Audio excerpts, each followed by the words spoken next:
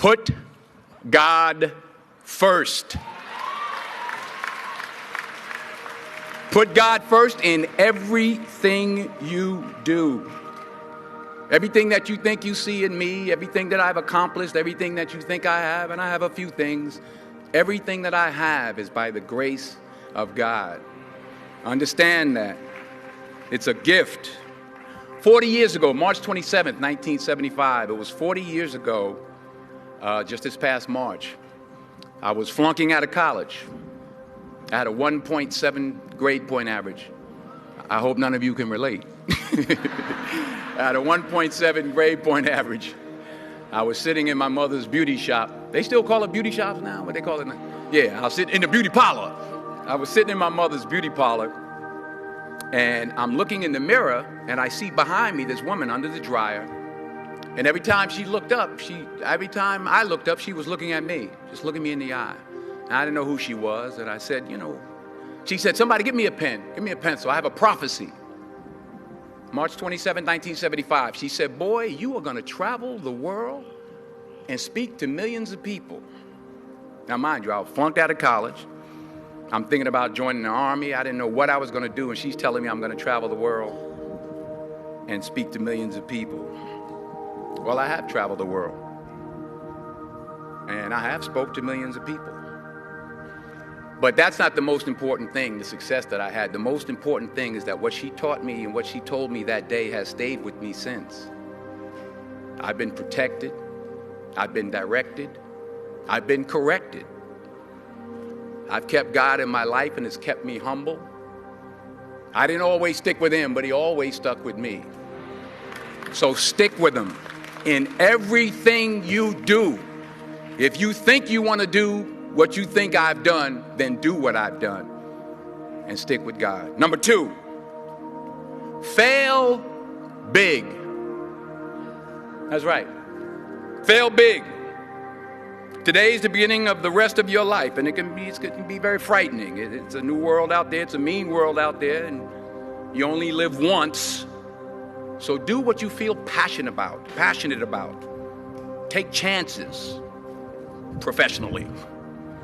Don't be afraid to fail. There's an old IQ test, was 9 dots, and you had to draw 5 lines with a pencil within these 9 dots without lifting the pencil. The only way to do it was to go outside the box. So don't be afraid to go outside the box.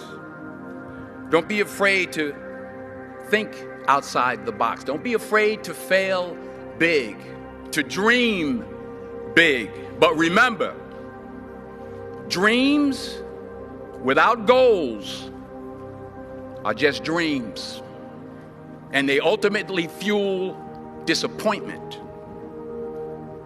So have dreams, but have goals. Life goals, yearly goals, monthly goals, daily goals. I try to give myself a goal every day. Sometimes it's just to not curse somebody out.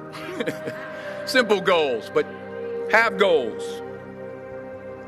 And understand that to achieve these goals, you must apply discipline and consistency. In order to achieve your goals, you must apply discipline, which you have already done, and consistency every day, not just on Tuesday and miss a few days. You have to work at it every day. You have to plan every day. You've heard the saying, we don't plan to fail, we fail to plan. Hard work works. Working really hard is what successful people do. And in this text, tweet, twerk world that you've grown up in, remember, just because you're doing a lot more doesn't mean you're getting a lot more done. Remember that. Just because you're doing a lot more doesn't mean you're getting a lot more done. Don't confuse movement with progress. My mother told me, she said, yeah, because you can run in place all the time and never get anywhere. So continue to strive, continue to have goals, continue to progress. Number 3, you'll never see a U-Haul behind a hearse.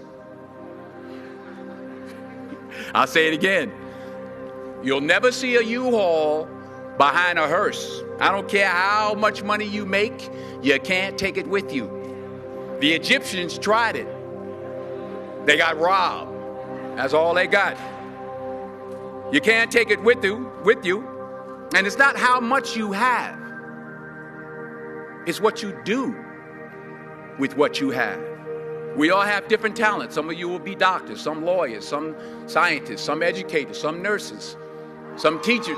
Yeah, okay. Some preachers. The most selfish thing you can do in this world is help someone else. Why is it selfish? Because the gratification, the goodness that comes to you, the good feeling that I get from helping others, nothing's better than that.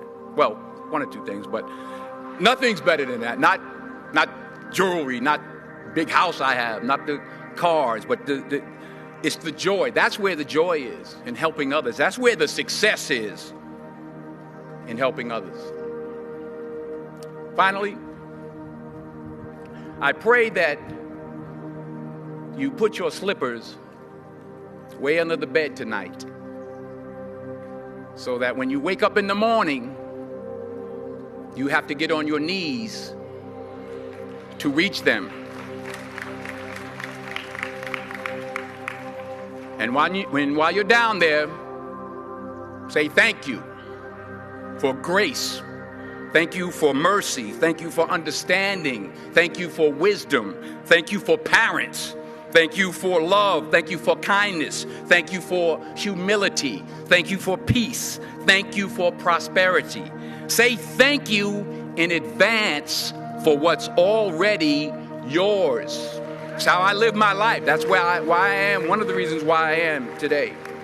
Say thank you in advance for what is already yours. True desire in the heart for anything good is God's proof to you, sent beforehand to indicate that it's yours already. I'll say it again. True desire in the heart, that itch that you have, whatever it is you want to do, that thing that you want to do to help others and to grow and to make money, that desire, that itch, that's God's proof to you, sent beforehand already to indicate that it's yours. And anything you want good, you can have. So claim it. Work hard to get it. When you get it, reach back. Pull someone else up. Each one, teach one. Don't just aspire to make a living. Aspire to make a difference.